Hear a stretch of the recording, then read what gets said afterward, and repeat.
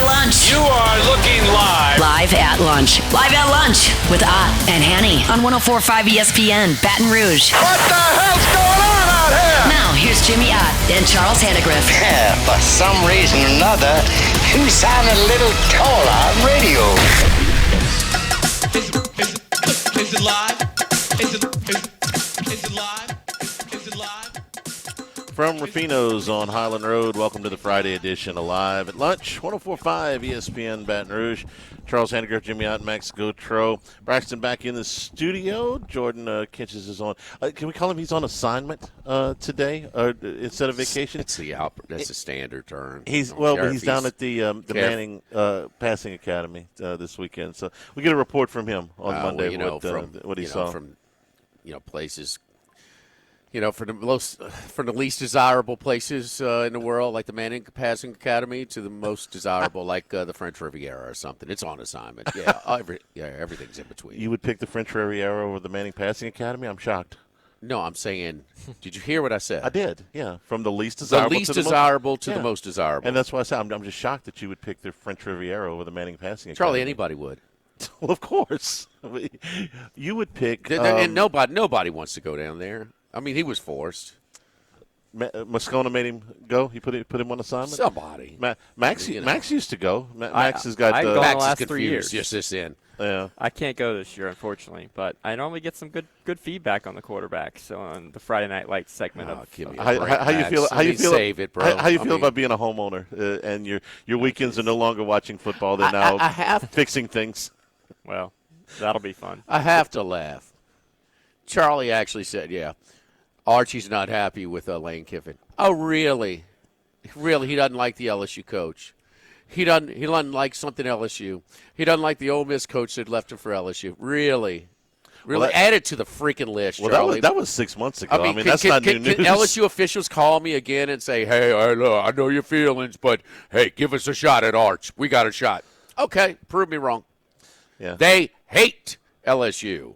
If you like LSU and you like the Mannings, you're freaking confused.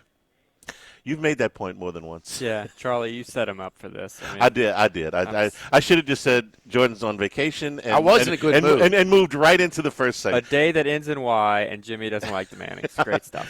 I should have just went I like straight Louisiana, to, Max. Look, I'm not debating You like Louisiana? I just You like LSU? We're all alums here. Huh?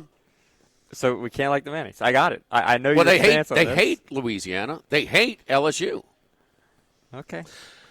Did we have to draw a complete circle where the Manning kids are play quarterback around the state of Louisiana, but not in Louisiana? Well, were you alive even when his dad was on the Saints broadcast and they brought it up? Well, Jim Henderson says, "Well, Arch, the way this season's going, Peyton Manning might be the first pick, and the Saints might have the first pick.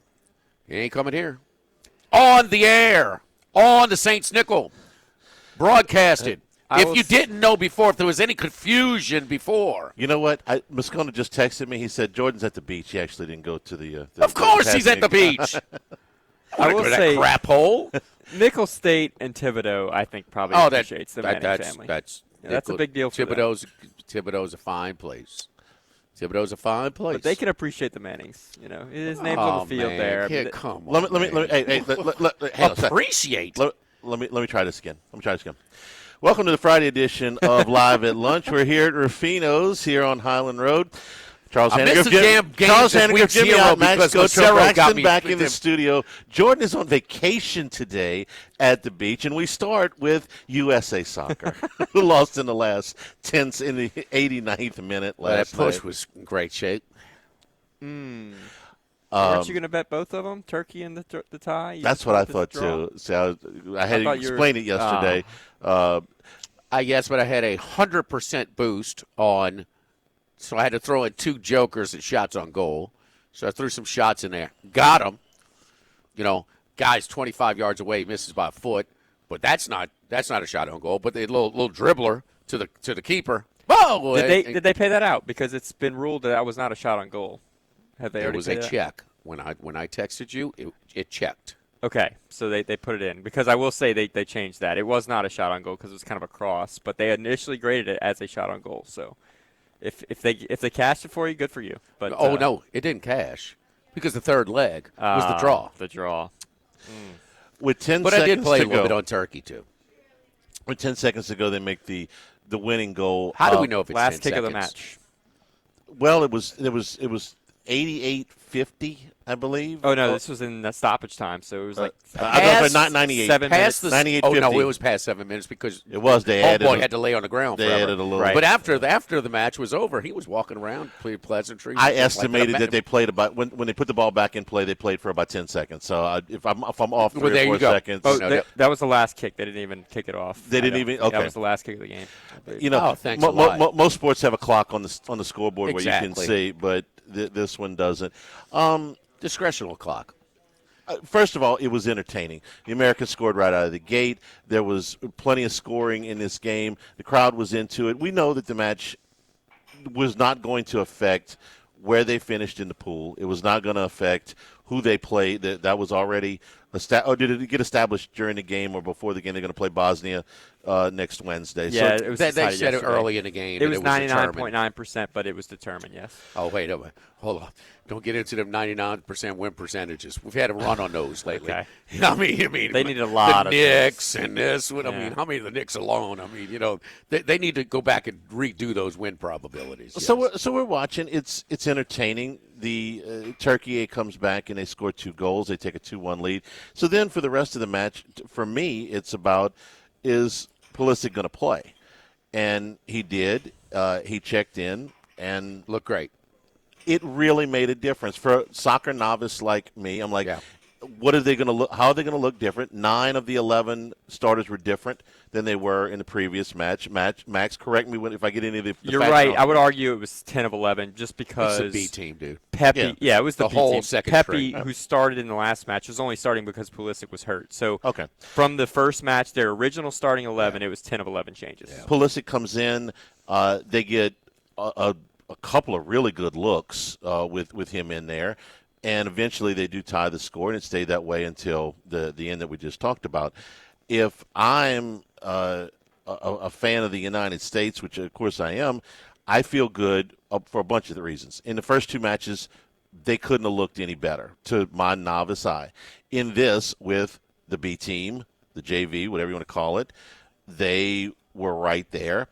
Their star, who has been hurt, comes in, looks healthy, makes a difference, what they look like offensively. And so losing the game at the end, okay, yeah, it stunk for everybody in the stands who wanted to celebrate a victory, but in the grand scheme of things is not in any way damaging to you. You had 1 yellow card in the game last night. They kept all of the guys that had a previous yellow card For the out. backup. Those are white now. Yeah, So. so you're good with that. Okay, they lost, and you'd rather they won, but grand scheme of things, this was a success to me for your depth and for your star. Depends on what we look. We debated this ad nauseum. Let's revisit what we talked about before. And I think you could still debate this, and I don't think we will fully know the answer. We won't look back on this game at all if they beat Bosnia 3-1. I think we'll forget about this match ever even happening for the rest of time.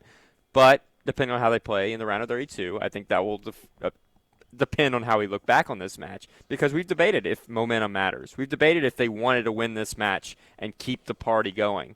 That's it depends on which side you look at things. Now, they turned the whole team over, right? Weston McKennie was the only starter that's really stayed in this. And I didn't really learn a whole lot yesterday because, I'll be honest, I thought the defense sucked. I thought the defensive depth was bad going into that match, and we determined that it still does. It's still not very good. They are very dependent on the center backs that they have in Tim Ream and Chris Richards. When those guys are out of the lineup, they struggle badly defensively. We saw that in the friendlies leading up to this tournament. We saw it last night. And so you saw way too many easy opportunities for Turkey, too many defensive breakdowns, and some struggles when they were pressured. They were getting rid of the ball. Sebastian Berhalter, who had a great goal in the second half, albeit Pulisic wasn't even on at that point. So the U.S., while way more threatening, did not score with Pulisic on the field. But But he looked good.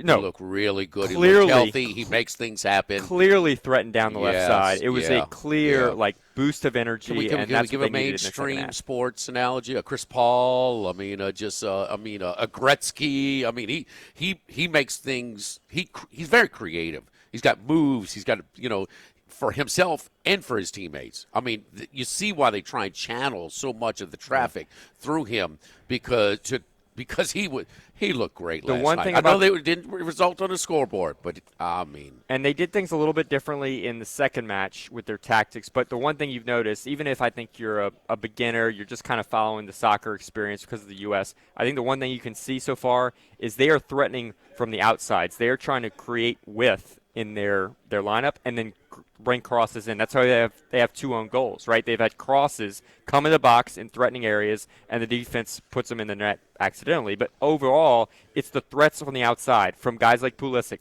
from their wingers like Anthony Robinson and Serginho Dest. And those guys obviously didn't play yesterday, with the exception of Pulisic getting subbed in. But, yeah, Pulisic absolutely threatened. Turkey was on their back heels on that left side the entire match that he was in. And from that perspective, you learned something. Pulisic is healthy. That was a success. I will give you that. I don't think you really learned that much, though, because, like I said, I went in this match thinking it would be a 2-2 type of game because their defense just can't hold up. It was until the dude laid on the ground for 5 minutes. They had to add, a couple minutes, and it was 2-2. Can I get a grade on that? Is that what do they call them? What was it, the bad beats? What were they doing, the paybacks, when everybody was trying to, all the mobile sites were trying to capture the marketplace? They were giving out bad beats left and right. Oh, you had offensive interference. Here's your money back. Refund. Refunds left and of right. that now. Let's do some mainstream, even SEC type of. U.S. soccer is a runt. U.S. soccer's Ole Miss. Okay? They win a runt. They made the Final Four this year. They went there this year. Yeah. Okay, yeah. They've never been to the SEC championship game. No. They lost their coach. They didn't even want to coach the damn team in the playoffs. Runts. Well, he did, but Charlie, we restarted the show and we still brought Ole Miss back. Yes, he coached the playoff? No, he wanted to coach the playoff. Oh, no. He did not even coach them in the playoffs. He did not. Okay. He didn't. All right. I mean, geez, I thought, whew, boy, you something. So anyway, the runts don't have depth. Really? Is that what we're looking? Oh, fine. Okay. We really, come on, man. Can we just get a first string? And there is a drop off. Also, the broadcast team, tell me if I'm wrong, but the studio guys are like, man, we wanted to see what the depth was. We wanted to see, give them their chance. And it was almost like this coach said, hey, you're not happy about your playing time normally? You ain't never getting playing time if you go back in the second half and play like this again. They were a different team in the second half. They were much improved. They were a different team. Now, I think Turkey did some things. They were less pressuring, but Sebastian Berhalter had a very rough, first half. I applaud the coach because he didn't jeopardize his starters in this momentum thing, and everybody's caught up. Man, let's have fun. Let's win. We can have the first. It doesn't mean anything. If you're really taking yourself seriously, you go in there. If you're a runt and you say, "Oh, we want to hang a banner. We're the first undefeated in our group ever." No, you got a chance to make a run. Do they not? Sure. Is that fair? Sure. Okay. So that's what you don't get caught up in the emotion. Be mature and rest your starters, and then give a little. We got to get Pulisic out there and just let him. And he was 30 minutes or so. Reassuring. They said 30 to 45 minutes, something like that. That's exactly what he played. What the coach said he was going to do, and I thought the coach just didn't get caught up in all of the stuff that some of the former players and some of the more prominent broadcasters like Lallis, we got to keep the momentum. I mean, there's 5 days between these matches. Is the momentum carrying for a damn week? He even got tested with the media, and he's like, guys, we won with the questions. He's like, guys, we won the group. Everybody getting caught up, and that's fine. But the one thing come on, man, if you get your guys hurt in week 18, when you're saying, who did it? Yeah. Well, Brandon Staley did it, right? Yeah. He played his wide receiver, the kid from Clemson, right? Keenan Allen. No, the other one. Denver, at Denver, who was already injured, tears his ACL, so he's out. So when they take that lead against T-Law and him and against Jacksonville, about 27 or something, and they lose, and he's not around when he needs a first down or something, no, you can't do that. We killed that guy for that. You can't take unnecessary risk. No risk is better than low risk. So I applaud the coach for not getting caught up in the hoopla and being responsible and say, no, we can't risk it. And the other thing was it that makes it more risky. If you couldn't tell 10 minutes into that match last night that Turkey was getting ready to get grilled when they get back home. Yep. Turkey was not only going to fight and scratch and claw, but they're going to play a little dirty too. And that's why you want to caution your starters, And that was the thing coming in. We've seen this before where teams that have nothing to play for, they're going to go in for those, kind of yellow card challenges a little late. They're playing for nothing. They have no reason not to be suspended. Yes. So Arda Güler, who was a young prospect for Turkey, he had a goal in this match. He was very good. They were up for this match, and there was some rotation. They took some of the older guys out of this lineup and got some reps in. You're going to subject your starters to extra dirty play? Right, man. That's a risk. And Weston McKennie was the starter, but he's a workhorse, and they trusted him to be out there and smart, out of challenges that he didn't need to be in. But overall, in that term, it's a success. Do you think momentum matters? If you do, then maybe it's not the best result ever. I think 2-2, even the draw would have been okay. Whoa. But look, there is a way that I'll give you that it was a success, Charlie. There was another team in this situation yesterday in Germany. Mm-hmm. And they decided to basically play their starters. Now, Ecuador had something to play for. They had to win to That advance. was the difference. Okay. But Germany had nothing to play for. They could have laid down easily and just said, you know what, this team has something to play for. And instead, Germany might be second-guessing themselves a little bit right now because they played a team that, granted, had something to play for, and Ecuador was fighting for their lives in this tournament. But they lose with their starting 11 out there. Oh, I didn't know they played their starters. They mostly played their starters. And that was Germany, who was already clinched their group. There was nothing to play for them. And they play their starting 11, and they lose. So now there's some more second-guessing of their team. Wow, we lost against a decent side that was playing for their lives when they didn't need to. Let's be real honest. But Germany lost because Freddie was in Vermont, okay? Maybe Freddie so. didn't go to But the Ecuador had a future if they won. They're not going to be prone to playing as dirty as Turkey as well. No, but they're also fighting for their lives, so they're going to go in on some of those challenges as well. They can't get red carded because they need to win the match, sure. But I just think you didn't think Turkey was a little dirty last night? I mean, Australia was dirty a little bit in the second match. If you look at it from that perspective, but there was a guess. I wouldn't call it dirty from Turkey. There weren't many yellow cards. Some of my friends did. They were just going to play a little more reckless, I guess. You could USA is a minus 235 against Bosnia in the knockout round next Wednesday. We're here at Rufino's. This is usually when you tell everybody what's for lunch. Shut the hell up, Charlie. Seafood stuffed potato with fried Louisiana crawfish tails and Gulf shrimp with a seafood sauce, the seafood stuffed potato, the blackened scallop salad, the grilled peaches with arugula feta, candied pecans, pickled red onions, honey bourbon vinaigrette, and our entree features a steak Diane, flat iron, creamy mushroom with Dijon demi-glace with mashed potatoes. Suggested wine pairing is a Valvron Zinfandel out of Sonoma. And the Chilean sea bass. Smoked tomato pineapple salsa with Brussels. Coconut jasmine rice cake with a ginger chili sauce. Suggested wine pairing is a cake bread. Sauvignon Blanc out of Napa. How about that, huh? I'm ready. I'm ready. I'm ready. And seafood stuffed potato calling my name. Live at Rufino's, live at lunch, 104.5 ESPN Baton Rouge.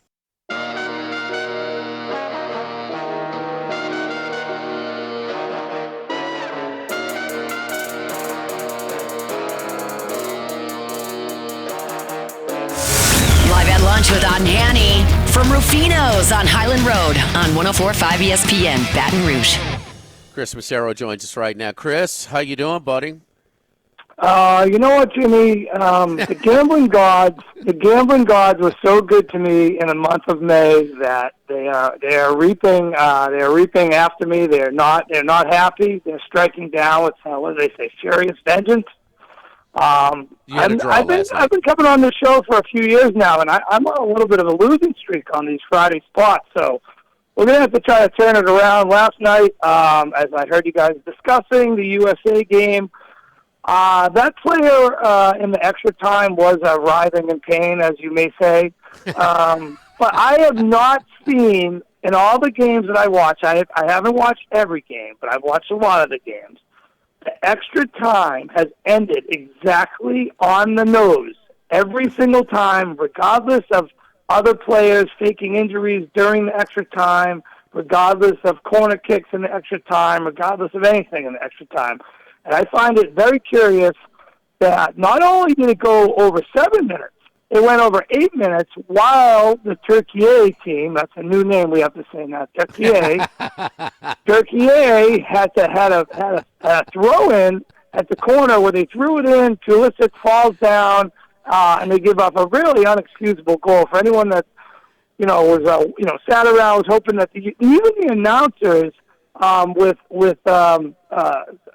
thought it was maybe 30 seconds ago, the announcers, the U.S. controlled the ball. They go, the crowd's standing. They want them to go for it, not just take the tie, take the draw.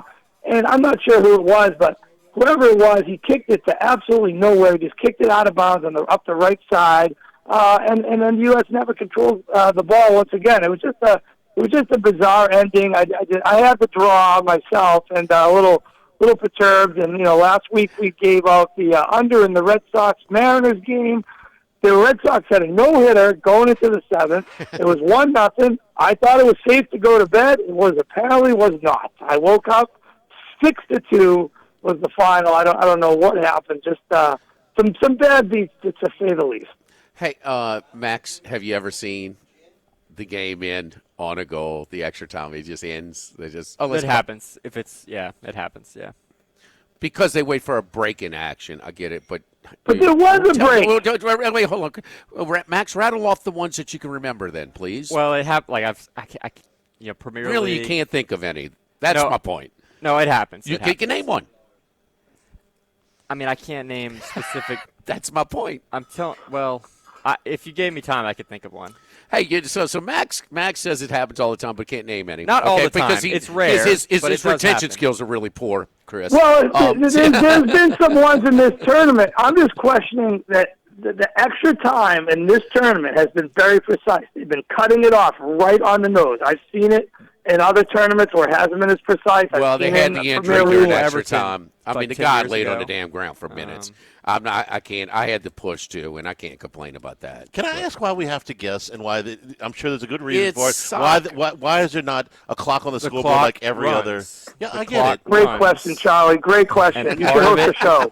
The clock runs. There's no commercials. I think the one thing you could say is, why is it running during the water breaks? Why are we running it for 3 minutes and we have to add? Well, we got this guy with this globe that has a clock on it that we use for TV timeouts in the United States, and everybody looks at him to see how much time is left. My favorite thing about the hydration breaks, though, because, look, we're having fun with this, and but some of it's silly. Hydration breaks, I mean, players hydrate so they don't cramp up and things like that with the heat. I didn't know the hydration break was for the field as well. They're spraying on the field. During the hydration break. The pitch wasn't great. A lot of slipping. We can't have the field cramping up, huh? Chris, fair. Guess how Charlie started off today's show. Wait till they play the final at MetLife. They've already said by far the worst conditions. Amazing that stadium, which is just the worst of the new stadiums, is even getting the final. Makes zero sense.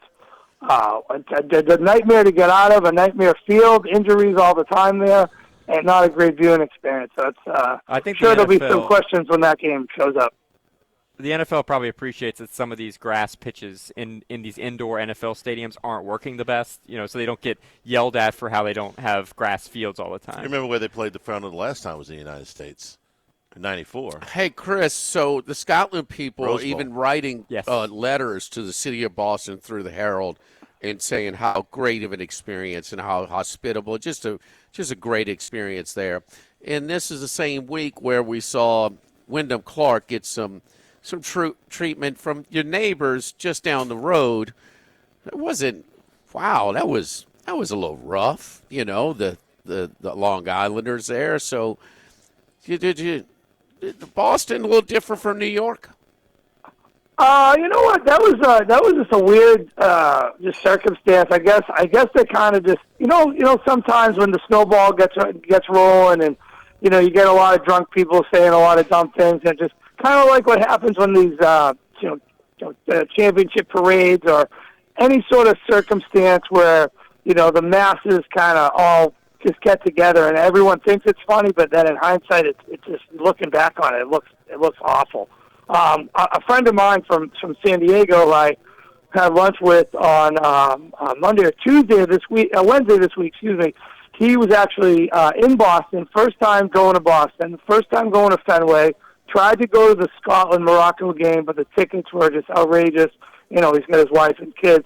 But he said he was just blown away with how nice Boston was and how the Scottish people took over. And in between games, he said that he was in Boston long enough where the Scots had gone down to New York, come back to Boston for the game just because they wanted to, visit New York on their trip. And he couldn't believe how many of them were just like, we couldn't wait to get back to Boston. New York is a disaster. It's dirty. It's gross. It's this, it's that. So, hey, listen, all the heat that the Boston people take for being crazy maniacs and mean and what do they say, massholes, whatever. So we'll take a little credit when we get it. It is a great place, especially in the summertime. No better place to go, be around Boston in perfect weather. You can't beat it. When they were in Brookline a few years ago, they were yelling some sellouts and greed stuff to Phil Mickelson. So it's not like they weren't to this level. No, we're going to heckle. We're going to heckle.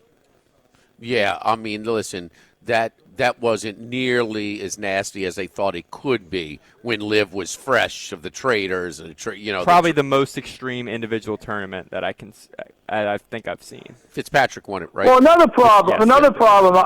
Long Island, and I was talking to humans about this. He was disappointed that there was no fanfare and a lot of people out there. I'm like, listen, my brother lives on Long Island. He lives on the other end of the island. I mean, to go all the way up to Shinnecock, it's limited lodging. It's nightmare traffic back and forth. There's not as much to do as you think. It's very spread out. It's not like having it at Brookline Country Club or Torrey Pines or just some of the other ones where there's this. It's just not. It's just in the middle of nowhere, and it's way out, and it's a far drive, and there's not that many people that live out there. So it's a long excursion if you're going to go out there. And the weather wasn't great some of the days, and windy and cold, and it's just not maybe they shouldn't have it there. I don't know, but 7:10 Eastern, Chris. 7:10 Eastern was the last train that left as well. That's the last train. So I mean, if you took the train, you got to make sure you get on one of them. So you can't wait around. You rolling the dice if you rate to 7:10. So I mean, it just how long did it go till Saturday as well? Because they wanted to show the sunset. Saturday was bad, but yeah, the USG could have handled it better infrastructure wise, and then also the tee times on Saturday. I agree, they probably should have moved this up a little bit. I mean, is it basically like driving down the Keys, one road in, one road out? There is a public road that goes through Shinnecock, and it is a one-lane road. Chris? That is true. I've been out to the Hamptons areas. It's very, very narrow roads. It's not like street lights everywhere. It's just dark, and it's just if you're drinking, it's not a road you want to be on. Plus, I'm sure the police presence is extreme. I went to the NASCAR race here on Coronado Base last Sunday. Took 2 hours to get across the bridge, which was fine. We were enjoying ourselves, had a nice day. But on the way home, I go, we are not staying to the last lap. So we left with lap 58 out of 75. We watched it on the ride home, got home in a half hour. People were stranded on the base for 4 or 5 hours because there's only one road out, and it's a one sometimes 2-lane road. So you're trying to get 25, 30,000 people out of a one-lane road. There's nothing you can do. Unless you got Jimmy's funds and you get one of those helicopters to pick you up. Yes, Hanny's got one. So we'll borrow his. Do you have any picks for us before we let you go? We've covered everything else. Listen, I really liked the White Sox today. I had a big write-up about why they were going to beat Stephen Kolek, but he got scratched for some guy named Mitch Spence. Well, Mitch Spence has only pitched in 2 games this year one against the Nationals, one against the Yankees on April 18th, 4 innings pitched, 4 hits, 6 earned, 1 home run, 5 walks. The Washington appearance, not much better. June 15th, 4 innings pitched, 7 hits, 6 earned. So I think the White Sox get to him. The only problem is the White Sox have a guy, Sandlin, pitching, who hasn't pitched great either. He's only appeared in 3 games, 2 against Minnesota. The first one against Minnesota was pretty good, 6 innings, only 1 hit. It was a home run, only gave 1 run. He pitched against Minnesota again right after that. The next start got roughed up a bit. They came in against relief against the Phillies. You know, the Phillies aren't the Royals. The Royals were so pathetic yesterday, swinging at the first pitch, almost got no hit until old friend Craig Kimbrell came in. He wasn't going to allow a no-hitter. He had to give up a 2-run home run. How he is still in Major League Baseball, I don't know. So I like the White Sox today. Minus 136 is one of the best home records in baseball. I think 26-15 versus one of the worst road teams in baseball, the Kansas City Royals, who quickly are becoming a lost season or a lost cause. This Royal team was supposed to be one of the up-and-coming teams this year. It doesn't seem like it's going to happen. So I'm going to play the White Sox minus 136. You got to love the stats with Skeens today. 6 starts against the Reds, 5-0 with a microscopic ERA, of 0.53. Reds batters only hitting 217, big sample size. So I know it's a big number, but I think the Pirates, they could just get a little relief pitching. I think they could get rolling. If they're back over 500 again, got to make a push for the playoffs. So I'll go with the White Sox today, and I'll go with the Pirates and Skeens. Hopefully they get them some run support. Let's hope that your IRA is not microscopic, of course. Don't put your IRA on it. Although the last week hasn't helped. The last week has not helped. Thank you, Chris. We appreciate it. Good luck to you, buddy. All right, I'll talk to you guys next week. All right, don't forget, you mentioned the Phillies. I want to talk about that later as well. How about them in the 9th inning? 5 last night, 2 the night before, 8 the night before that. All comeback wins. Or 5 in the 8th, 5 in the 9th, right? 5 in the 9th last night to win 10-5. Missed that. I was watching soccer. Yeah, 2 in the 9th last night, or the night before, to win 5-4. 8, they were down 9-6. 8 to win 14-9. Bryce Harper after the game said, "We coming, Atlanta." Well, they kind of. It's a 1-2 punch. The Marsh, the long-haired guy that bats behind him, I mean, they are a 1-2 punch right now. They are filthy. Don't forget our friend. How about Sammy Willard? With the great event that we went over to LeBear's for to honor Ruffin with the Mama Marino Epicurean Society event where Ruffin got his got honored. Man, it was. I went over to see him. He said, "Oh no, we got to update this a little bit. Here's a better shirt. Let me tie your bow tie for you. Here we got this. Tuck this in. Do this. Man." I can't tell you the last time. I really cannot remember the last time I wore a tuxedo to an event. But some things needed to be updated. There's no doubt. I can't keep track of all that all the time. Trying to pay bills, trying to take care of EJ and do whatever, and Charlie and Max. Of course, that goes, but that occupies a lot of my time. But anyway, Sam, we can take care of that for you, man. Get you customized suits, whatever it is. I mean, just go by and see him, and he will freshen you up and get you looking sharp and feeling good about yourself. He's been outfitting men in Baton Rouge for about as long as we've been doing it, and I'm certainly appreciative of going visit him before the event on Tuesday. Sam Willard at Harper's Haberdashery on Highland Road, right next to French Market Bistro, and our friends Justin and Kevin McDonald over at French Market Bistro. Live at Rufino's, live at lunch, 104.5 ESPN Baton Rouge.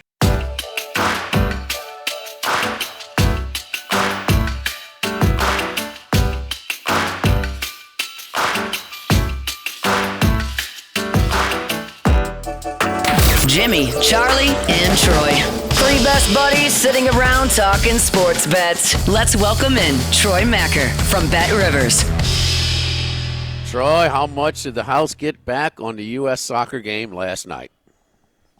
Pretty decent amount. It was, I believe, the 3rd biggest sportsbook win of the World Cup thus far.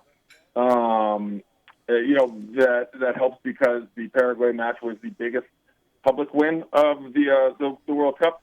I think because and I've been echoing it, and this is one of those rare times that I've been spot on. But the play that everyone's agreeing with, and I have been hammering, is over 2.5 goals in both teams to score in USA matches. Now, it didn't hit against Australia. That was more Australia's just a really tough team.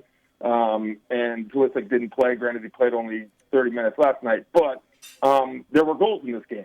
And both teams to score hit. So that did help out the bettors. And then we took a decent amount of money, all things considered, on Turkey live money line.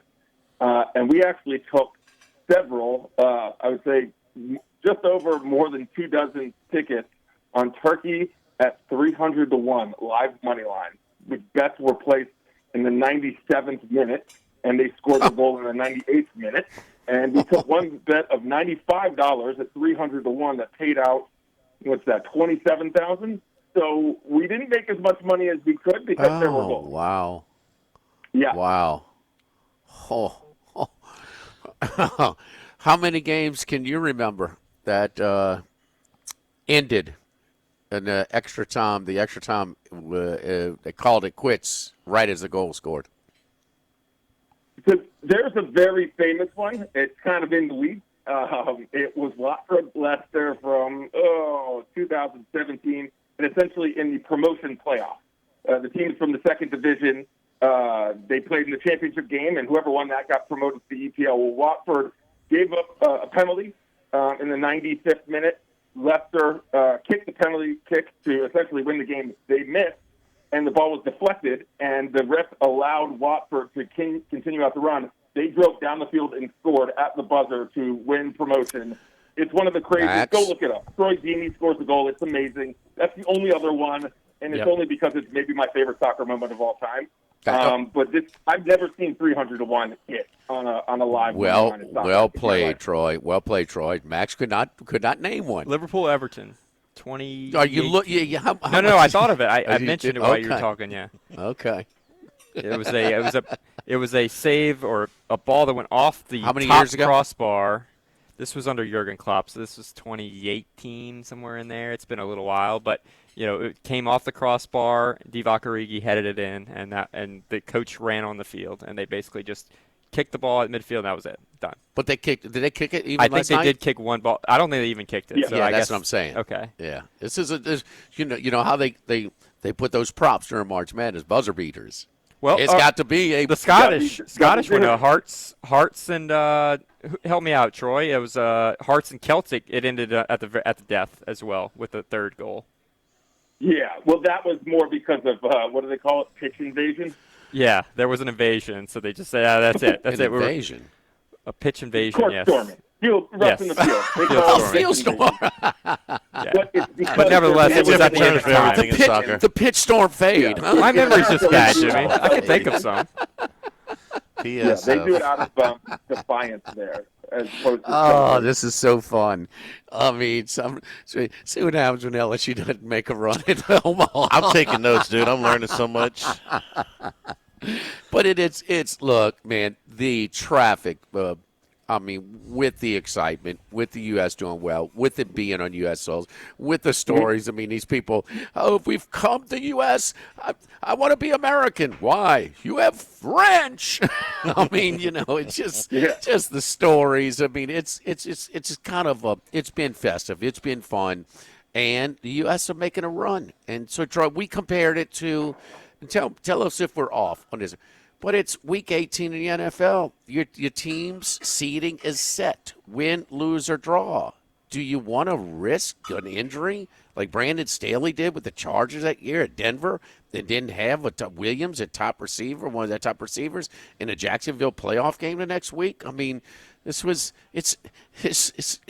okay to lose with a bigger fish to fry. Yeah, I do, with a little bit of caveat being the coaches put them in position to rest, right? The players still really care. Like, this U.S. team is different in a couple regards. The quality of talent, I think, is better. And they seem very driven, very together. This is the most united team I've seen from the USA in a while. And also, this is the World Cup. they're guaranteed at least one more game, but this only happens once every 4 years, and you're not guaranteed to make it. Typically, the U.S. does, but they've missed 2 of the last 7, I think, in qualification. So there isn't any real going through the motion. But the coaches, it's like when you talk about tanking, like, are the players tanking, or is the team, not fielding a competitive roster, and then the players still, it's their jobs to play, and they love to play? It's similar to that in that, like, yes, they had to rotate. They wanted to get the guys who have yellows off the field. Pulisic only played 30 minutes, which I was kind of in agreement with until I saw how physical the game was, and I was like, I'd prefer not. That was a really rough game. But I like that they went for it at the end. I don't like that they gave up the goal, but, like, I like that game. Everyone was talking about it doesn't matter. But that game felt like it mattered. Maybe it was to the people who spent thousands of dollars to be there, but it seemed like it mattered to the players. So it does differ from the Week 18 in the fact that home soil, maybe if this game was in Qatar, it wouldn't have been the same level of physicality and intensity. But so I do agree with why they did it, but also, like, I was surprised at how intense the U.S. team was. Like, they wanted this game. Well, the backups, and they gotta earn their keep for it next time. And I think the way they came out, a much different team in the second half. They got an ear chewing at halftime because that was a different team. No, the coach has to be the responsible one here. You're not going to put the guys. Yeah. You're competitors. You're geared to compete, but you got to.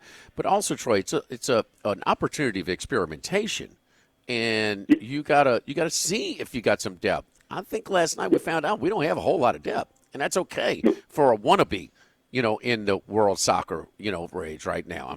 We just worried about getting a first string, much less the backup. When you had to get Pulisic a little bit of work to get him in. He looked healthy. He looked fine. He looked effective. So that was good to see. I thought it was everything involved. And guess what? When you lose, a team usually has the ear of their coach a little bit more. They know the conditions. Those starters know they weren't out there, and they know that it's a big dip. But I don't know. And I thought it was a win-win. You come out, you're healthy, your star got some work, and you're ready to go. The momentum thing is impossible to evaluate. There might be some momentum loss last night, but how are you going to prove it? There's so many days in between. And I thought it was an opportunity for experimentation. I thought the coach did not get caught up in all the hoopla and all the celebration that's gone, as some of our announcers and broadcasters covering the event have done. I thought he was the responsible one last night, because that was a fight. Like you said, that was a rough match. Turkey's getting an earful when they get bad. Their people are not happy. They're not happy, and they were prone to some dirty play last night. Troy, what are we looking at from here on out as far as World Cup play before we get out of here, as far as some unusual activity maybe today with that big Norway-France match or anything else? Yeah, we've taken a ton of money on France-Norway, as to be expected. Kylian Mbappe and Erling Haaland, 2 of the best players in the world, 2 of the most identifiable players in the world, not named Messi or Ronaldo. The concern there is that Norway may rotate. Substitute heavily, like the U.S. They're already guaranteed a spot in the next round, which stinks because these are, with the exception of Messi playing Ronaldo, which may happen in the round of 16. I think there's a possibility. I think Haaland versus Mbappe is like the best one-on-one matchup, even though they don't guard each other. So to not get that would stink. But if Haaland doesn't play, then that's a void. We have a bunch of specials that leg will be voided. Another interesting one here is we've taken a bunch of sharp money on New Zealand matches. They're typically played late at night. New Zealand is not very good.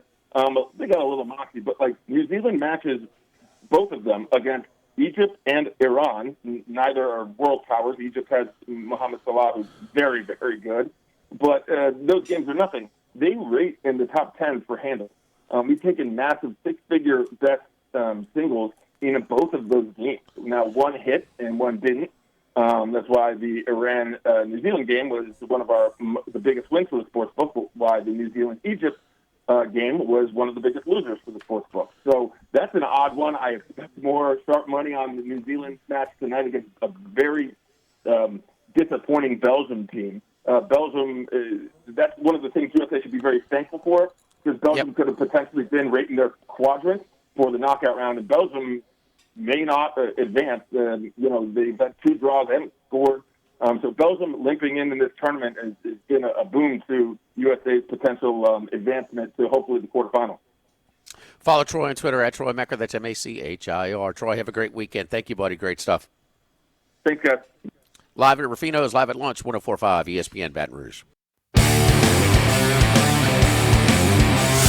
Live at lunch with Otten Hanny from Rufino's on Highland Road on 104.5 ESPN Baton Rouge. Scotty Scheffler stormed the lead at the Travelers. 6 birdies in his first 8 holes to go to 11 over par 3. Live at lunch.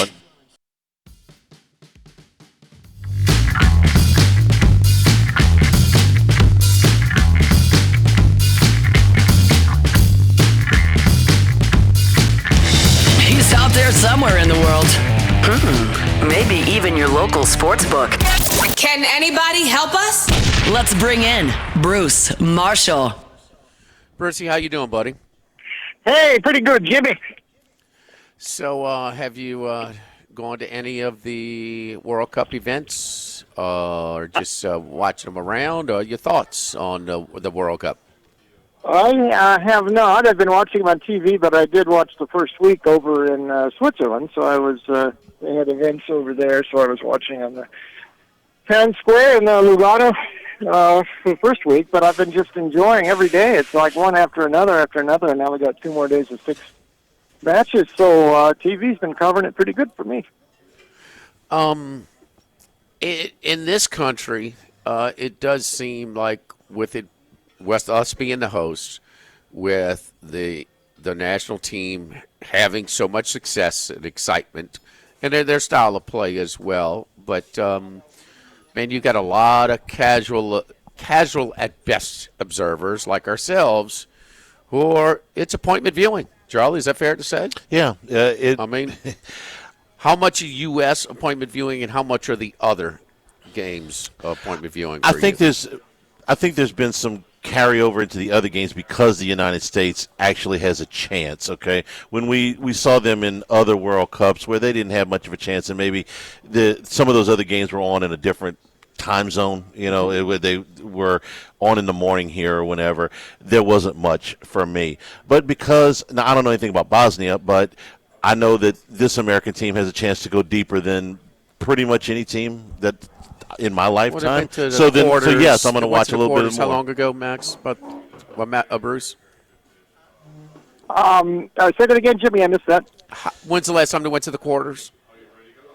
2002. Okay. Yeah. And so that's about where they can get to, which is the deepest run in my lifetime. They can get to that part again. Even money. Yeah. Even money to go to the quarters. Right. There's odds on that. There's a prop out there. It is even money. And we've looked at it with their minus 400 they're projected to be against Bosnia. Is that out, Max? To advance now. Oh, to advance. Yeah. I mean, minus 235. We're now that's to win. You have penalty kicks. Okay, so because it's a knockout round. Could go to 30 minutes of extra time. Yeah. So and then the next one would be roughly minus 160. And that's projected. That comes out to exactly even money. So they're right there. I think the American games have become appointment viewing, and to me, like 80% of the other games I'm watching. I mean, or at least 80% of them. So Bruce, I think that, how much do you think there is a home field advantage element in this World Cup? Oh, it's big. And just have to look at Mexico. I mean, what they've been doing. And yes, they're going to now, unlike Canada, which is going to have to play in LA on Sunday. They did get to the round of 32, but they'll get South Africa. But they are not in Canada anymore. Mexico is home. They have not allowed a goal. They have won all 3, and they're on course to go to face England. I mean, if they can win their next matchup, they probably get England in the group of 16 at the Azteca in Mexico City. Huh. So that's been the most overwhelming home edge. There's a home edge for the USA for sure, but it's really kicked in for Mexico, and Canada won't get to play at home anymore. I do think Canada can get past South Africa though, so it could get them into the round of 16, but they are not going to be on home soil anymore. Yeah, South Africa might be one of the weakest teams in the knockout round. So yeah, they don't get to play in Vancouver, I believe it would have been, Bruce, but they have to go. Yeah. And so, but yeah, Mexico playing in Mexico City against England. Yeah, that's an event. And they are certainly playing above expectation to this point. Did you see anything leading up to this that gave you that you thought that the U.S. would be able to? Last night, Bruce, we compared it to Week 18 of the NFL, resting your starters. Your seating is predetermined, unless you're Brandon Staley with the Chargers. But anyway, did you see anything for the U.S. to give where you thought they might be able to have such an impressive showing to this point? Well, yeah, you're right. I mean, last night that was mostly a reserve side that Pochettino put on the field, so it didn't really mean too much. Yeah, yes and no. And I thought that if they looked well in the first round here, it would be because those first two foes were sort of perfectly built to make the U.S. look well. If they could get off to a quick start, which they did in both games, and they were helped by own goals, which is very rare. They got two of them in a row at the start of two consecutive matches. Very rare. But, I mean, their pressure sort of caused those two goals, and they were able to play this sort of high press, very ultra-aggressive, forcing turnovers, identifying overloads, and they really put those under, put Australia and Paraguay under the pump. But they were sort of perfect foes to do that against. And neither one of those had the offensive capability to sort of move through the USA defense. That's still my concern. I don't think Pochettino can play this way against a better team in the field. That doesn't necessarily. Bosnia is just going to probably park the bus. They're not that sort of a team. But if you're talking about France or Spain or England or one of those, Brazil, you're not going to be able to play the way they did against Australia and Paraguay, and they'll have to make some adjustments. Now, I might be able to do that. I will give Pochettino this credit. And my criticism of him before the tournament actually related back to 2002 a little bit. I might have erred on that, though, because I thought Bruce Arena, the way he coached that team in 2002, very pragmatic. They were very hard to play through, tough defensively, fell back into a low block. They could hit you on the counter. But that was the talent that Arena had. That's what he sort of had to do. And that gave that team the best chance to advance, and they hit their ceiling at the quarterfinal that year. This is a different team that Pochettino has, and he's actually got some creative offensive elements here that Arena didn't have. So, in a way, Pochettino is coaching to the strengths of this team, and that is this attack-minded pressure football upfield. Now, that works against some sides, but I'm telling you, this defense, I saw too many teams in the run-up to the World Cup just walk through that defense. And you haven't faced teams yet that can do that. You're going to start seeing that, I think, if you get by Bosnia, maybe in the round of 16, but I'm not even sure about that. Egypt or Belgium probably wins that group. They may well be an underdog to a third-place side, though, in the round of 32. And who knows who that could be. Could be Sweden, could be Ecuador. I mean, it could be a very dangerous side. But Pochettino's going to have to play a little bit differently than he did against Australia and Paraguay. That's not going to work in the knockout round, at least past Bosnia, probably. You can bet on the Sweet 16. You can bet to reach the quarters. The U.S. at our friends downtown at Bally's and the Queen are minus 115 to reach the quarters. How far do you think this run will go? I don't think it would go past the quarters, because if it goes that far, probably Spain would be there, and they would get Spain and L.A., and there's perhaps a chance. I don't know. That's the sort of side Pochettino could not play this sort of a style against. One note, and again, last night's match didn't really mean too much, but it also means that's now 12 straight times the U.S. has played a European side and not won. They've lost 10 of those, and 2 draws. So historically, the last couple of years, all of their success has either been against CONMEBOL or CONCACAF sides, not against European sides. They will be the big favorite, like you said, against Bosnia and in the round of 32. Don't discount Bosnia, though. Very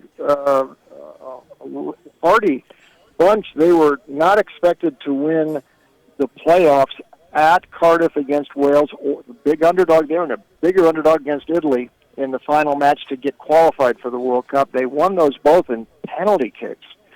And they are going nuts in Bosnia right now. In Sarajevo, they haven't had this much to celebrate about in a long time. Karim Alibegovic, keep an eye, remember that name. He's 18 years old. He is the pride of the Red Bull soccer machine, and he plays in Salzburg right now. He scored a goal for the Bosnians in their last group match. It could be a handful here, especially if they can withstand the U.S. pressure at the start. I don't think that game's a gimme. I think USA wins, but it may not be easy. Bruce, give me a historical perspective on this against Spain, one of the pre-tournament favorites, if not the pre-tournament favorite, along with France. If they got to that point and they played them on American soil, as opposed to how big of an underdog are they compared to the hockey team in '80, who were playing the pre-tournament favorite with the Soviets, and they played them in Lake Placid, and it was a massive upset. How much bigger of an underdog was the hockey team than the soccer team would be? Way bigger. That was a team of amateurs in 1980, playing against maybe the best side in the world. These are pros at the U.S. plays, and some of these guys play at a very high level. I mean, Pulisic might be the best player at AC Milan, at least when he's healthy, and he looks healthy now. Balogun is one of the top scorers in France this year. You go down the list, guys making their mark in Europe. That wouldn't. No, I mean, USA in '80, that was really something because of who you're playing. But this team is not that big of an underdog. They've got players who make their mark on the world stage, and that's one thing in '02. Most of the guys on Bruce Arena's team, they're either playing in MLS. A couple of them were playing in Europe. Like Tony Santa was a really good defender, midfielder. But this side, you've got guys playing. All the guys in the Premiership. I mean, Chris Richards and Adams, and and we mentioned Balogun, we mentioned Pulisic. I mean, this is not a weak side by any means that USA's got. So it wouldn't be that an upset of that magnitude or an underdog of that magnitude. No way. Cool, we got a chance. Yes, yeah. I would say the whole run though is probably harder. In one match, I would agree but to win it. Yeah. To win it might be a bigger. Well, it would. Yeah. It would. Miracle on Ice. Bruce, to win it all, would that be a bigger long shot than what the U.S. did in 1980? Now that's a different question, and that now you're talking something that might be, but even then, I think 1980 was a little bit more, just because of the Soviets were so overwhelming. But that'd be closer to that sort of a magnitude. I guess right now the USA, what if you look down, I don't have it right in front of me, they'd probably be about the 8th, 9th, 10th choice to win it all right now. So, I mean, it'd be a long shot, but now you're starting to talk more, now to win the whole thing, not just win one match, that would get it's debatable, 80, or it's kind of debatable. Ninth choice there. The one thing we need to remember, okay, this is 46 years removed from the Miracle on Ice. They're only 20 years removed from winning the gold in Squaw Valley in 1960, Bruce, on home ice there as well. Right. So it had been done. I mean, does that factor into it at all? Well, a little bit, except, hockey back then, and that was an amateur side in 1962. Everything was amateur in the Olympics back then. So, a little bit, but it was, by the time 1980 came about, the Soviet machine in hockey, which played in 1960 but was nowhere near what they were. I got you. Later in the 60s into the 70s. And a lot of people thought that was the best hockey team they ever saw. So a little bit different there. But, it's still kind of fishing in the same waters, though. It's real underdogs, all of them there. And it is sort of, you talk about winning a whole tournament, those are real long odds, All right, another thing we've had a debate on. Forget the Golden Boot odds or the top goal scorer in the whole. Who's the best three players in order in this tournament? Well, you'd have to say Messi right now, although still Messi at 39. Okay. Yeah, although I might be partial to Vinicius right now with Brazil. I think he is impacting these matches for Brazil. Now, they have only played Morocco and Scotland. I'm sorry, Scotland and who did they play in the second match? Haiti. So I don't want to get too over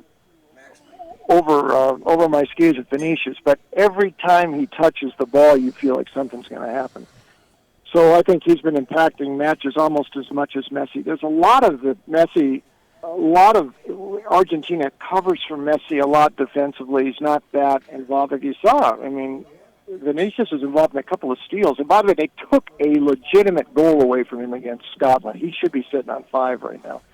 So I'd say those two, and I want to say Mbappe because he's been doing extremely well. But Erling Haaland maybe for for Norway, and that's coming up, France and Norway in a couple of hours here today. So I think either he or Mbappe would be in that other spot in the top 3. I look at Haaland. He just looks bigger, stronger, and faster than everybody. I mean, now we talk about it all the time when we're talking about.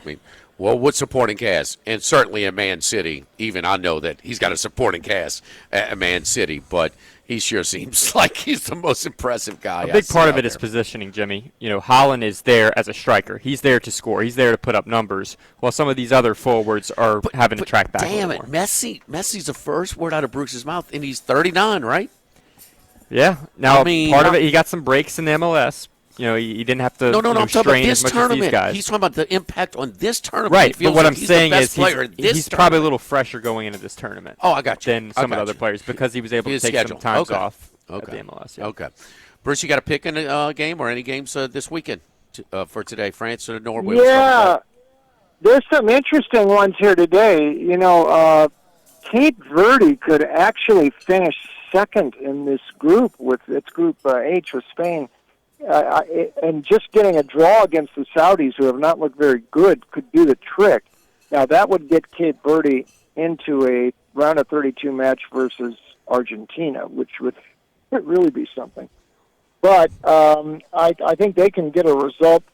You could see some more draws coming today. Egypt is playing Iran. Egypt's draw might be enough to win the group for Egypt. Looks like they're safely through. Iran gets a draw here, and they've drawn the first 2. They could get through as a third-place side. I think Spain takes care of Uruguay today. There's a chance Uruguay could still win the group and knock Spain down to second, and Spain would have to play Argentina then. But I don't see anywhere Uruguay beats Spain today, not with Yamal back. They figured some things out against Saudi on Sunday. Oyarzabal is the real understated star of the World Cup, and he's still to make more of a mark on this tournament. They will beat Uruguay by more than a goal. So that's when I would lay the spread today. Watch tonight, late one, New Zealand, Belgium. Belgium gets Jeremy Doku back. Manchester City. He missed the last match against Iran on Sunday. I think he's their best player now, not Lukaku, who has been coming back from injury, and they're asking too much of De Bruyne. But Belgium has not looked that good. There's a spread out there, 2.5 goals. New Zealand has not looked that bad. I think New Zealand's got a shot to get something out of this match, and certainly plus 2.5 if that's what it still is on the spread. I give the Kiwis a look late tonight in Vancouver. All right, Brucey, great stuff, man. We appreciate it. We will. We're off next week on Friday for 4th of July, honoring the entire staff. The entire lineup is off on air that day, so we may lean on your expertise during the week throughout this World Cup. We appreciate it, buddy. Just let me know. I'm here. Have a good weekend, boys. All right, Brucey. Thank you, bro. Don't forget our friends at Total Maintenance. Your AC doesn't care if it's the hottest day of the year. It just quits. That's why Total Maintenance offers same-day service to get your home cool and comfortable fast. Give Total Maintenance a call at 480-0007. Plus repairs are backed by our lifetime warranty, giving you confidence long after the repair is complete. When your AC breaks, don't sweat it. Call Total Maintenance, your total lifesaver, 480-0007, 480-0007. tm-ac.com. Live at Rufino's Live at Lunch, 104.5 ESPN Baton Rouge.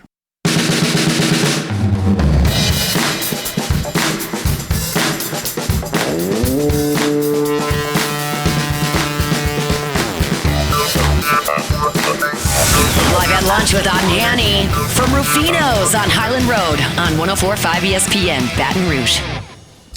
And we're also brought to you by the Thibodeau Store, the Pierre Part Store, open in LaRose and Lockport. All 4 locations can be accessed at the one website, thethibodeaustore.com. If you're doing home improvement projects this summer, working on your property, you need lumber, you're building something, have it delivered from the Thibodeau Store, Pierreport and Lockport locations. Also get expert advice from their staff. The do-it-yourselfers get a little bit of handle on what you're doing. You're not going to waste time and money on supplies you don't need or techniques that don't work. It's a lot easier than dealing with a YouTube video. Let them help you out there and save you some money. Hand tools, power tools, outdoor cooking equipment, all the way from your smaller grills and griddles all the way up to the big green egg cookers and all the accessories that go with them. Patio furniture, poolside furniture available at the Thibodeau Store.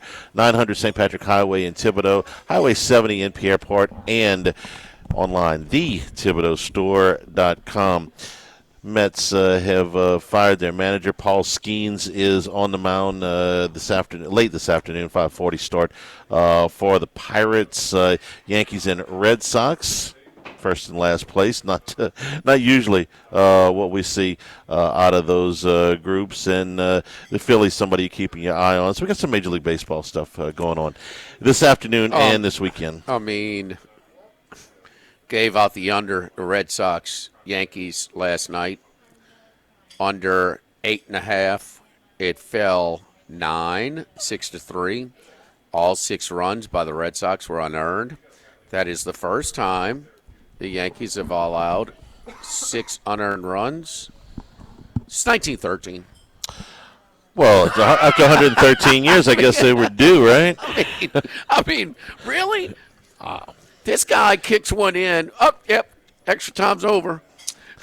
4 errors got to. If that's not a season high, that's got to be pretty close to it. 6 runs were unearned. Yeah. Yes, Schlittler did not have a whole lot of help behind him last night, especially the third baseman. Was Jazz Chisholm too busy sucking on a lollipop? Yeah, Aaron Boone says that's not happening again. It was the third baseman went to there's a pop up, and he goes toward the screen, and it's about 3 feet from the screen, whatever. Yeah. He jumps up. What are you jumping for, dude? Jumps up like he's got somebody he's rebounding against, Charlie. He's got a glove. He could put his glove. He doesn't have to jump. Well, he missed it. And, and then he took one right through the legs that went for a, first and second. So instead of a double play, that was a double. So, yeah, he had a rough day. That was just one inning. You know who else had a rough day yesterday? And this is 2 in a row now from somebody who's having a really solid season to that point. That's Kevin Gausman. That's his second time in a row. He was having a really good season. Yeah, he got popped pretty good last night. He had a rough game against the Cubs. That was in Chicago. I just figured it had something to do with the win that day because they scored 16 runs in a game. It's 7 of them off of him. So I just figured the wind was blowing. Friday? That was last Friday. Guess what? The wind was blowing in. 7. What's that? The total was 7. Oh, okay. Well, yes. Then okay. Yes. So Yes. Anybody can have one lousy day. That was pretty much was his worst outing so far. But he followed that up with another really rough outing last night. He gave up 10 hits and 6 runs against Texas. If Texas is not exactly murderer's row with that lineup most of the season the offense this year. has struggled this year. They just got and Seager back. He had been really having a good year. I mean, he was maybe on his way to the All-Star game, but he's hit a rough patch the last couple of games. Nola kind of bounced back earlier this week. He didn't get any help. The one runner that he left, or the reliever couldn't help him out. They came back and win. That was one of the games in Washington where I'm talking about where they came back. They were down 3 runs on Tuesday and score 8 to win by 5. That's when we were at the event for Ruffin. Wednesday, they're down a run. They score 2 in the 9th. And last night, they're tied 5-5. They score 5. And Bryce Harper, we've seen a bunch of shots he's hit. Charlie, last night's was one of the more impressive. I don't know how many career home runs he's got, 350. That one in World Baseball Classic was pretty cool. That was kind of memorable. Yeah. That baby was pop, boy, dead center, down in Miami. It was Oppo, tie game, 1-on, Oppo, and it was maybe 17, 20 rows deep. Oppo dead left field. And Jimmy, it was with the Nationals fans booing him, and he gave him the bird on the way around the bases. He'll be paying a fine for that one, but twice flipped him off. That's okay. You know what? I mean, if you're booing me, guess what? There was a lot of Philly fans there too. Were cheering him too. Sure. Okay, because they had come back from all the way from 5-0, and it was 5-5, and he taught the Kruk and the play-by-play guy interviewed him after on the field, and he said, "Look, you get booed everywhere, but here coming back here, he says, man, listen, I'm comfortable here. The batter's eye, to not only that, but so are the fans, but." All the workers here like me. Like that. Yeah. I'm telling you, they're pleasant when I come back. And so, I mean, he spent a long time there. I mean, they're going to boo him. They're not to feel whatever. But I don't care what he did after. Dude, that was one of his more impressive. He's had a lot of them. I don't know how many. What does he have? 350, 400 home runs career? What is he? What is you guess? I would say Max looks it up. Without looking, I would say he's somewhere right because of the time he's missed. I would say he's probably somewhere around 300. Okay. 275 to 300 home runs. Charlie, it was Oppo and it was way out, bro. I mean, it was it's usually you're not a true power hitter, so you can go Oppo. Yeah, kind of deal. But man, it was. 299 is what I'm going to say. 381. Oh wow, okay. I was short. I said about 350. Yeah, so. that's a bunch. Another former Tiger, Dylan Cruz, got called back up in the first part of May, and actually a couple of weeks into May. Actually, he's kind of finding his tracks. First 24 games. 2 multi-hit games. He was hitting 198 for the season. Yeah. In the last 6 games, he's got 4 multi-hit games, and yesterday he had his first 3-hit game of the season. He's picked his average up 32 points just this week. Starting to get it a little bit, hopefully. Oh, no, he looks different. He looks this week has looked very different. Okay.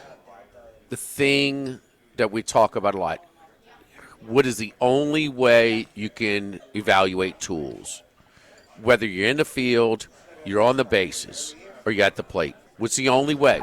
When the ball's in play. And Charlie, he's so fast. Yeah. He's fast. He's instinctful. Just not a guy. He's making diving catches. He's showing off his tool. I think was struggling so bad at the plate. He was trying to do something, man. I'm talking routine grounder short that you don't even think about. I mean, they are razor thin if they're getting him or not. You better not Hollywood it at all from shortstop because he's gonna beat it out. I mean, that's not what Manny Machado's still running to first on a ground ball he hit the other day. Okay, I mean, if he ever can just hit for it, and he's showing some signs, he's getting out of this hitting slump. He does everything else so good. He does everything else so well, man, and that's why you're not drafted number 2 overall if you're not a tools guy. You have some tools. Yeah. He's not big, he's not a big guy at all. So, but he can run. He's got his glove. He's got an arm, and just he's fun to watch, and he's a big part. And they experiment. They put him at 8. They bat him at 2. They bat him 1. They bat him clean up. They were trying to find his comfort zone. And maybe he's just kind of breaking through because he's fun to watch because the great thing about baseball and Manfred and say what you want, but the ball's in play more now. Not everybody's just swinging for the fences. Striking out's not okay for everybody. And when it's in play, he's as good as anybody. I always thought he had elite bat speed among the best bat just speed. Not a big guy. Right. Yeah, exactly. When you can figure in that he's not compared to guys where he's drafted. Yeah. I don't know enough about their lineup to be able to tell you exactly where to put him other than I remember when Bregman came up and he was struggling that first half a year, and they kept him up in a 2-hole mostly, and it was like he was really struggling. You put him up in a 2-hole because that's where he's going to see the most fastballs. So wherever in that lineup, he's going to see them. And of course, he came out of it and went on. I feel the same way about Cruz. Wherever he's going to get the most fastballs, that's where I put him. If we were talking about that, watching him play, which I'm not a fan of, is that with his speed, I don't think he looks to walk enough. Okay? I see him I would say if the difference between the average hitter as far as batting average and on-base percentage is, I don't know, 75 points or something, I would say his is a little less. He's looking like he's trying to gain, I want him on the bases. He's a threat on the bases, is my point. And I would like to, so I don't want to put him 1, 2. I think he's like a 6 guy right now. If he continues, 2 or 3. Oh, boy. Are you right? I didn't realize the number was this. And I didn't look at any number. You're looking at me. Okay. This is. I'm glad you pointed this out because I did not see this. In 125 at-bats, he has walked twice. Oh, wow. Okay. Charlie, he's too fast. I mean, he is. Yeah. That's my only criticism of him. Boy, because his wheels are too good. Yeah, I didn't see that. That equates to 10 walks in the course of a season. No, you can't. You got to be better than that. Yeah. You got to get on base more than that. No, that's. And that's part of his pressing. Yeah. He's trying to get hits. He's trying to hit home runs and stuff like that. He did hit a home run about a week and a half ago. That was, on a late. That was kind of down the left field line. It was pulled, but it was God bless whoever tried to catch that one. In the stands. I didn't realize his walk total was that low. And look, and I didn't look, but I'm like, man, you gotta work the pitches a little bit more because he not only is he fast, but he's a great base runner. He's instinctful as well, and he is a threat. That and with the new rules, stolen bases are up because it's easier. Yeah. Because you're limited how many pickoff attempts you can have. So he's limiting himself in that respect. Yeah. The on base percentage is only 266. The average is up 30 points to 230, but 32 points to 230. But yeah, he's got to do a better job of seeing some more pitches there. So don't forget our friends at United Community Bank, the local way to bank big with locations from Baton Rouge to Golden Meadow, including their newest location at Burbank and Blue Bonnet. We've been serving the people of South Louisiana for over 50 years. Our great team of bankers at United Community Bank, Prentice Wilkes, Heath Meir, Nicole Glover, Hunter Creed, David Campbell, and David Henry. Running a business can be difficult enough without the right relationship with your bank. With United Community Bank's local business bankers, you're not just a number, you're a part of. Come on by and visit some of these great bankers that we have at United Community Bank. United Community Bank, member FDIC, equal housing lender. Live at Rufino's, live at lunch, 104.5 ESPN Baton Rouge.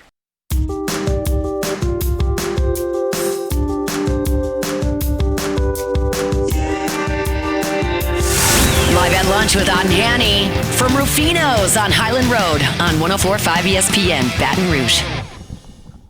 Remember, you can always get the show on demand, 1045ESPN.com, LouisianaSports.net. Brought to you by Supreme Rice, celebrating 90 years in business here in 2026. For more information and great recipes, go to SupremeRice.com. Max, is it going to take 60 under par to win this tournament here to Travelers? It seems like every par feels like a bogey right now. Three golfers 20, at 12 under. 20 under? Is he over under? I think that's what you said at the beginning of the, I would go under that. I think it'll get to 24-ish. It's gotten there before in the past, but with the rain they got earlier in the week, it's going to be gettable. Scheffler's got 7 birdies in 10 holes. It's almost like you got to force him to play it blindfolded if you want him to make par. You did have Ashke Bhatia, though, at the beginning of the week, was one of the golfers when you carded 75-1, and he's at he shot 8 under. He's done for the day at 62, 12 under for the tournament. Yeah, he's tied for the lead, but Scheffler's got 7 holes to play, so you'd imagine he'll be at least 6 more under. 3 shots back or so. We talked yesterday about Brian Harman, who was one of our consensus picks. We jinxed him. He had 4 straight birdies. He was 5 under through 8. He gave all that back and went back to even par in the next 4 holes with a bogey double stretch. Well, then he followed that up. We went off the air with 2 birdies in a row and then a hole-out eagle on 17. So he shot just a casual, typical 66, 4 under par for Brian Harman yesterday. I don't know which way you want to look at it. Are you a half glass full or glass half empty? Which one of us you asking? Depends. Jimmy? Would you look at a 4 under 66 as very impressive, considering he had 3 bogeys and a double, or would you consider it as underwhelming, considering he had, 7 birdies and an eagle? Wait, run this by me again. So a 4 under 66. Do you think it's a really good score considering a player had 7 birdies and an eagle, or is it very impressive considering he shot a 4 under 66 with 3 bogeys and a double? Spieth. No, it's Brian Harman. No, that's bad for him. Bad. Okay. He's too little guy. He got a small ball. He can't afford, look, when he gets those when he scores low like that, he can't give that back up as easily. He goes off later this afternoon, 145. But I mean, is he still regripping? Oh, the waggles. The waggles dude. are pretty aggressive. It'll drive you nuts. Not my favorite. The human rain delay. Steve Traxel of PGA. Patrick Cantlay's up there. I'll see you, Steve Traxel, and raise you Carlton Fisk. But, yeah. Carlton Fisk? Carlton Fisk used to, when the catchers were calling the games. Routine. Yeah. Oh, he had goodness his routine gracious. He was, yes. He was one of the worst. Sam Burns, 2 under for the day, 6 under for the tournament. He had 2 bogeys on the front 9, which is akin to, I don't know, a double bogey somewhere else. I can't be too critical of Sam, man. He's had a run. Sure. He's got to exhale at some point. We're getting rid of these tournaments in 2 years. You know, they're going to the 120-man fields with cuts. Yeah, there's no cut in this I appreciate that. I'm tired. The WGCs were a tired event. This is tired. There's no cut. There's no reason to even follow this tournament basically until Sunday. I mean, maybe you'll have Scheffler pulled away by then, but Max, there's no cut. I mean, come on. There's got to be a cut. What the hell? You being ornery? What the hell's wrong? Yeah, where'd you Max? get that from? I guess it rubs off on me. I don't know. Yeah. I wanted to go home and watch golf this afternoon. Now I got to watch soccer. He's supposed to be a breath of fresh air. Yeah. You see what happens when you bring out the man and start the damn show? We're off. That wasn't part of the show. That was a commercial break we ran. It was a rookie mistake by me. We'll see who it rubs off on if I end up with hair at age. I just started yesterday. It's my first week on the job. I should never have done that. Victor Hovland also at 12 under par. Eric Cole was the first round leader. Is 3 under for the day. He's 10 under for the tournament. 2 shots back. All right. Tell me about this Norway-France match, because this is the 2 undefeateds going here at 2 o'clock. And I'll set Max up. But after Norway wins, and Holland is he's very, very high profile. Okay, because Man City is a controversial entry. They've been fined or could have been fined a whole lot. They push. It's like little Nicky running them. Okay, I mean they're pushing the envelope to try and stack the deck or whatever. But they won 5 straight Premier Cups since whatever. So they interview him after, and he scored 3 goals in the first one, or two goals and two more goals in the second one. And so they said, okay, so the 2 undefeateds, in pool play, the rest of you and France says, what do you think? Like, oh, they're going to win. I'm sure they're going to win the whole thing. Talking about France. Yeah. Wow. And he walks off. Okay. Like kind of, okay. Just Norway hasn't even been in the World Cup, Charlie, since for 24, 28 years, whatever it is. Pretty cold up there. They didn't qualify last time. France is always here. France is co-favorites basically with Spain. They kind of toggle back and forth. But what do you make of Holland's comments, Max, or no big deal? Well, the manager agrees with them because he's resting 10 starters and Holland's not starting. So they have decided they're going to take this one off and come in second in the group. They don't feel it's necessary to win the group. The difference in terms of who their opponents might be are not very drastic depending on who wins this match. So they're deciding, we don't need to really take this game seriously. 10 rotation, Erling Haaland not starting. So they're basically tanking this game by default. France would win the group with just a draw, so France should definitely get that. So we throw France in all our parlays. Yes, sure. They're minus 250 now. They've been boosted up quite a bit in the market, but this was kind of expected. Norway wasn't expected to field a roster in this one, and they're very much taking it as a bye week, which the U.S. did, and they had already won the group. But in this case, France might Norway's be minus 250 if they were playing their starters. I wouldn't say that. Norway is a better team than maybe people will give them credit for. They would still be minus money. They'd be an odds-on favorite, but not. Where's Norway's odds? Where are they ranked to win the whole thing? Norway to win it all is right around the U.S. They're 10th, 33-1. So, and if the U.S. co-favorite against the U.S. and the U.S. is playing their B team. Turkey got their syllable back last night. Okay?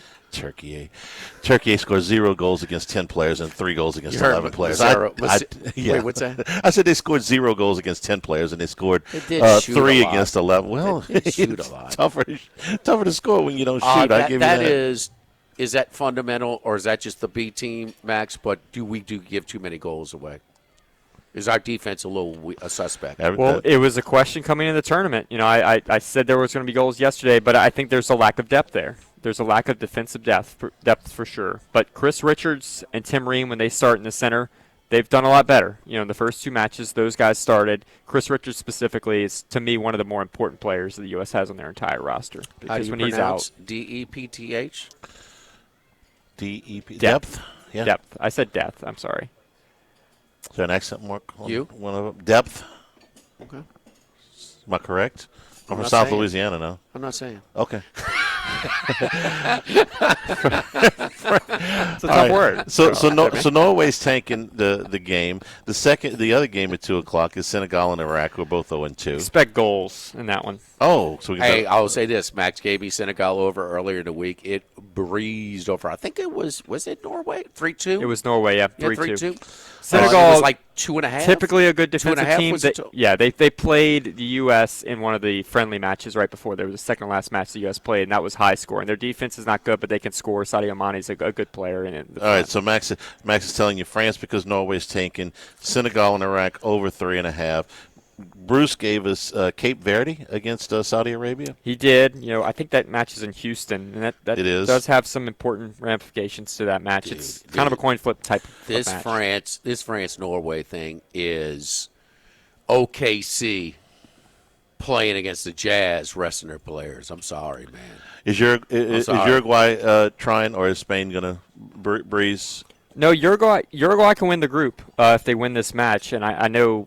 How? They're 0-2. Well, Norway can win the group. No. You're looking at it. They have 2 draws. Oh, I'm sorry. My bad. They have 2 draws, so they have 2 points. They're 2 points back of Spain, who has 4 points. Spain hasn't been all that impressed to me. They were much better against Saudi Arabia in their second match, but they drew Cape Verde, as we know. That was kind of the shocker on a Monday in the early part of the tournament. I disagree with Bruce a little bit here. He went Spain -1.5 goals. I think Uruguay has a real chance in this match, so I might play the plus a half a goal, or maybe even them to win. Over 2.5 goals? You don't like no, that? I wouldn't say that. I ain't trying to talk you into it. No. Okay. And then the Kiwis late, plus a goal and a half, plus money, right? Yeah, I could see that. You could get plus 2 goals at about even money, plus 2.5 goals at a bit of a price. Belgium hasn't been all that impressive to me. But I could see Egypt as well. They're plus 150. They have a chance to win their group as well with the results. So I could see that being the case. Egypt, of course, with a good chance to meet up with the U.S. in the round of 16 if things transpire the way we expect. What was the score? What would the score have been last night if the U.S. plays their A team with something on the line? 2-1 the way Pulisic would have played. Yeah, I'd say 2. I wouldn't have said that before the tournament, but the way that the U.S. has played, the way Turkey failed, I would say 2-1. Yeah. Norway has – the U.S. usually makes it. Norway hadn't been in 25 years or whatever it is. I've never felt strong. I mean, this France, this is a joke. Well, I mean, it's throw them in your parlays. We like winners. Free money. Big upset in the World Cup. Back to wrap it up here at Rufino's Live at Lunch, 104.5 ESPN Baton Rouge.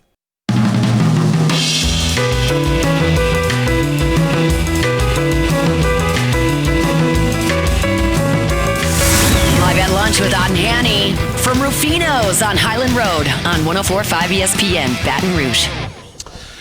And we're back here at Rufino's. Come by and see us for lunch. Seafood stuffed potato, the blackened scallop salad, steak Diane with the Dijon demi-glaze, creamy mushrooms, and the Chilean sea bass on the menu today. The knockout round starts on Sunday, right, Max? The Canadians and I think it's South Africa. That is the knockout round, right? So, it starts yeah, on Sunday. Sunday, yep. Okay, so we can quit dealing with pool play after tomorrow, and that one counts for sure. And they did ship the Canadians out to SoFi. So yeah, they're not too happy about that. They think they are we're favorites. a host nation. In that, even if we come in second, we should be in our in our own country, which I kind of agree with that a little bit. But they knew that when they came into the tournament. They were upset about it then, I guess, but they're more upset now that they didn't win the group. I actually agree with the Canadians on that one. If you're going to have the World Cup over here, at least let the home team have the home field. So, knockout round starts on Sunday. That's 2:00 with Canada and South Africa. The end of the show is what we're at. Should we start it over again? No. No? No, I think. Go ahead, Charlie. We're good. Kick the amp off. Hunt Palmer is coming up next from Yell Max. practice. For Braxton back in the studio, for Max Gotro, for Jimmy Ott, I'm Charles Hanniger saying thank you and good afternoon from Rufino's on Highland Road. Live at lunch, 104.5 ESPN Baton Rouge.